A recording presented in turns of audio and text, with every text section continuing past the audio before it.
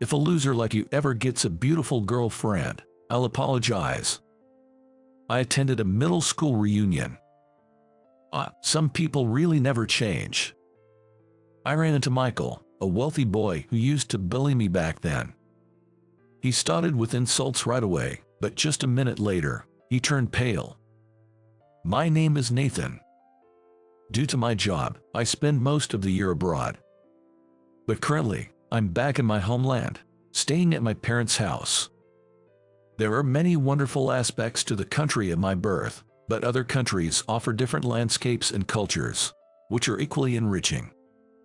Especially, being away from old acquaintances makes one feel much more at ease. Hence, receiving an invitation to a middle school reunion a few days after returning home troubled me greatly. I'm supposed to be in the country for about a month this time, and it'll be a while before I go abroad again. The date of the reunion coincides with the time I'll still be here. It seems to be a grand 100th anniversary reunion, set to take place at the best hotel in town. Surely, most of my classmates will attend, including Michael. I've been a target of bullying since I was a child. Michael was one of the worst offenders. As the son of a wealthy business owner, Michael flaunted his wealth and did whatever he pleased. Surrounded by a group of followers, he would pick on me almost every day. And his harassment only escalated over time. I think he targeted me because I lived a modest life. My father was unemployed when I was in middle school. To someone like Michael, who enjoyed flaunting his status, I must have been the perfect target. He would brag about his top-of-the-line belongings compared to the bare minimum I had, and at every opportunity, he'd loudly say things like, "You're so poor, you can't even afford a pencil." At one point, Michael deliberately damaged my bicycle. He even had the audacity to send me a worse-conditioned bicycle he likely picked up from a scrap collection. It was less of bullying and more of an outright oppression. After middle school, I parted ways with my classmates, and as I grew older, I found peace of mind. However, the scars in my heart from those days took a long time to heal. Attending the reunion might be a good opportunity to put those feelings to rest. Reliving those painful memories, I marked my attendance and sent the RSVP. I come from a family of 3, my parents and me. My father was a violinist. And my mother, although not famous, was a pianist. However, when I was in elementary school, my father suddenly got sick and could no longer play the violin, leaving him unemployed. To support the family, my mother started a piano school, and we lived modestly. She probably never gave up hope that my father would be able to play the violin again someday. I've seen my father play the violin only once. As a child, I was deeply moved by his performance and aspired to become a violinist like him. But a few years later, when he could no longer play, I felt disillusioned. My father, too, seemed to have given up, never touching the violin again. I also took violin lessons and was often praised by my teacher for being a true son of my father. However, having seen him play only once, I lacked real appreciation and was more frustrated than anything else. After boasting to my elementary school friends that my father was a violinist, he got sick, and I was branded a liar. "You said your dad was a violinist, but that's a lie, right?" "It's not a lie. He's a world-famous violinist." "But my mom said your dad is unemployed." "That's..." "Bring him over. Have him play the violin in front of everyone." Well, gradually, I began to resent my father, and by the time I was in middle school, our relationship had deteriorated due to my rebellious phase, to the point where we barely spoke. And then, in my second year of middle school, I finally unleashed my frustration on my mother. "Why do you keep sticking with that man? Because of him, everyone's making fun of me." "Nathan, listen. I've only seen him play the violin once, and that was when I was little. I don't want to live with someone like that." "Nathan, please hear me out. Your father has a condition called focal dystonia. Focal dystonia. With tears, my mother explained what focal dystonia was. It's a condition where, in specific movements related to playing an instrument, one loses control over their body parts. It often affects highly skilled individuals. There's no abnormality in the brain or other functions, so he seems perfectly normal otherwise. Unaware of his illness, my father thought his inability to play was due to lack of practice. Increasing his practice only worsened his condition, eventually making it impossible for him to play at all. This untreatable and rarely curable disease forced me to reevaluate my perspective on my father and led to our reconciliation. At the same time, I realized that my father developed focal dystonia precisely because he was a brilliant violinist. I then remembered the sole time I saw my father playing the violin. I admired his cool demeanor. Upon graduating middle school, I resolved to go to Austria to become a violinist. Dad, I didn't understand anything about you and failed to empathize. I'm truly sorry. No, it's okay. I must have disappointed you many times. I should have communicated better. I'm truly sorry. And I want to follow the same path as you. I want to be a top-class violinist. After graduating middle school, I'm thinking of enrolling in this school in Austria. Is that so? You too? Right. It might not be an easy path, but I believe you can do it. Give it your best. He chose the same path as you. I guess he is really your child. Nathan, I'm also a graduate of that school, just like you. I went there after finishing middle school. Dad, I hardly mentioned my intention to go to Austria to anyone, and the only rumor that spread was about my father being unemployed, which made me a target for Michael during those times. Carrying all these memories, I resolved to become a distinguished violinist, active on the world stage like my father. With this determination, I graduated and successfully enrolled in the music school in Austria. Despite the school's reputation for being highly competitive, I made it in. Yet, the harassment from the past was traumatic enough that the mere sight of the reunion invitation troubled me. But I used that as motivation to work hard. 2 weeks passed, and the day of the reunion arrived. As expected, it was at a major local hotel. They had even reserved the largest hall for the event. Perhaps because it was the 100th anniversary, the place was overflowing with people, to the point where it seemed fewer had missed than attended. Hey, is that Nathan? Long time no see. It's been a while, you look well. Is that you, Nathan? Yeah, long time no see. Do you remember me? You sat in front of me back then. I was surprised by the generally positive attitude of my classmates. But everyone has grown up, I suppose. Conversations flowed, and some even apologized for their past actions. I felt a sense of relief, thinking attending was the right decision. The worries I had when I first saw the reunion notice seemed to have been unfounded. From what I could see, almost all my former classmates were there. Which means Michael must be here too. I didn't want to see him, but perhaps Michael, too, had grown up and changed. As I was chatting and enjoying a drink with my classmates, Michael finally appeared and headed straight towards me. Well, if it isn't Nathan, the son of an unemployed man.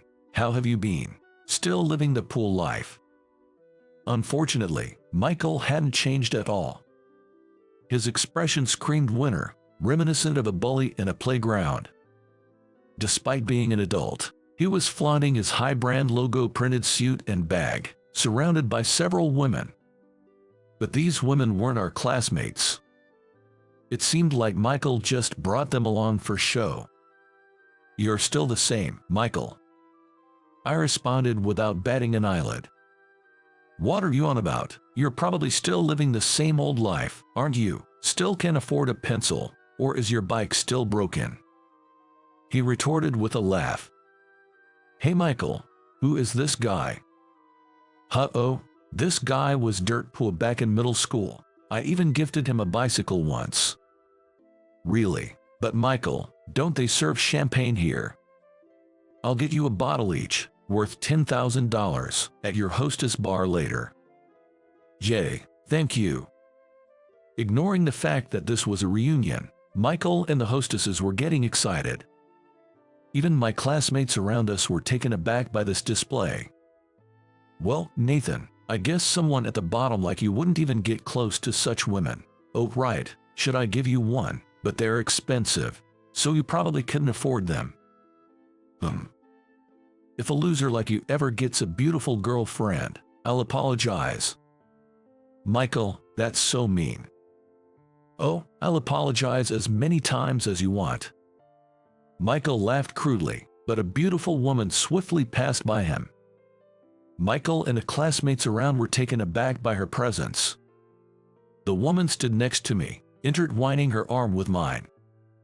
With a firm yet smiling demeanor, she looked at Michael and said, "Oh, so you'll apologize." Tall, with beautiful straight blonde hair. She was my fiancée, Marie. Marie smiled at me before turning back to Michael. "Excuse me, who might you be?" This is my classmate, Michael." "I see, Michael, nice to meet you. I'm Marie, Nathan's fiancée and also his business partner. So, will you be apologizing?" Marie introduced herself to Michael. Michael, along with the women and his followers, seemed stunned. After a moment of silence, Michael's voice trembled as he spoke. "What? No way, you, a poor guy with her? That's a lie. You're just showing off. There's no way someone like you, who didn't even go to high school, could be with such a beauty. Engaged? Don't make me laugh. That must be a lie too, just like your dad, the famous violinist lie." Michael was fuming, much like a wild boar. The women he brought were speechless. Marie retorted sharply, "I won't tolerate anyone speaking ill of Nathan's father, not even Nathan's friends. Really, Nathan, is this person truly a friend? I can't believe it." She was shaking with anger. Determined to get back at Michael for my middle school days, I decided to tell him about what happened after I graduated. "Look, it's not about showing off. You seem to think I didn't continue my education, but I went to a school in Austria to become a professional violinist. By the way, Nathan's father is a wonderful violinist. He just had to retire because of his illness, but Nathan isn't a liar at all." I talked about my dream to become like my father and how I enrolled in the music school. The difficulty of getting into that school. And how my father, recognized for his talent from a young age, had also attended the same school in Austria after finishing middle school. With Murray's support, Michael couldn't interrupt while I was speaking. That's the story. I've graduated from that school and now spend most of the year abroad. What? But you told the teacher you weren't going to high school. To a high school in this country. You misunderstood. He must have only heard the part about not going to high school. I'm back in the country now because I have a concert scheduled in a few days. No. How? Why do you? And now, please enjoy a violin performance by our alumnus, Nathan. He is considered a promising violinist and is touring the world. He has graciously agreed to perform a special piece for us today. As the announcement echoed through the venue, I took my violin from my bag and headed to the stage. During my performance, Marie helped me by turning the pages of my music. The performance ended to roaring applause, and as I stepped off the stage, I saw Michael, finally believing, looking stunned. A few days after the reunion, I successfully completed the tour. Marie supported me at every performance, always there by my side. I'm truly grateful to her, especially for putting Michael in his place at the reunion. After the tour in this country, I decided to marry Marie and went home to tell my parents. It's been a while since we sat down like this, Nathan. Last time was before you left for Austria, right? That's right. Today, I'm here to introduce her. This is Marie. To cut to the chase, I want to marry her. Oh my. I met him during our time at the music school in Austria. I was drawn to his relentless effort and passion. He always talked about you, aspiring to become a violinist like you. Nathan, please, give us your blessing to get married. Of course, you've succeeded on your tour and built a solid reputation. I've even received messages from a few violinists and friends. Let's celebrate today. Marie, is there anything you don't eat? With that, our marriage was decided, and my name became known in this country thanks to the tour. It became a topic among my classmates, spreading from friend to friend and eventually throughout their networks. As expected, Michael was overheard jumping on the bandwagon at his usual hangouts. However, his exaggerated stories were met with skepticism, and after classmates exposed his past actions, the women he surrounded himself with disappeared one by one. Eventually, his father, a big company president, heard about his behavior and gave him a stern reprimand. Michael, who had been working at his father's company, was transferred to a regional branch, putting an end to his privileged behavior. I never received an apology, but the reunion and subsequent events healed the wounds from my school days. I continued to perform successfully and was interviewed in my home country. It was my first long interview here, though I had done many abroad. I took the opportunity to talk about my father. Nathan, you come from a musical family, right? Yes, my father was a violinist, and my mother a pianist. Does your father no longer play the violin? My father has focal dystonia. It's a common condition among skilled musicians, leading him to quit playing. It's a condition that affects only the ability to play instruments. I misunderstood my father's situation when I was young. We had a rift patch, but before going to Austria, I had a chance to talk with him and understand his condition. He truly was a great violinist. I hope the stigma around this disease disappears, and I dream of establishing a fund to support musicians affected by it. That's a wonderful aspiration. I hope it becomes a reality. This interview gained fame, and my father's violin skills were acknowledged anew. While his condition hasn't improved, he's now often invited as a guest to performances and has taken on a mentoring role for young musicians. Despite claiming he can no longer play, watching young violinists brings him joy, and he's actively involved in the music community. My mother's piano school is thriving with more students than we ever imagined, training the next generation of world-class musicians. Her teaching skills, once considered unknown, are now highly reputed, filling her schedule daily. I couldn't be prouder. As for me, I continue to travel the world with Marie, playing the violin. Nathan, I'm so glad I met you. Me too. I'm grateful for you every day. Your effort and passion, and your parents' influence. Exactly. I feel like I've finally been able to repay them. Marie is also an incredible violinist. We inspire each other like we did in our student days, acknowledging each other's talents and building a strong marriage. And several years later, I was able to establish a foundation for musicians who, like my father, could no longer continue to perform. I donate about half of my earnings from performances to this foundation, while still practicing and performing daily. Believing in the power of music and wishing happiness for all who love it. I pray and stand on stage again today,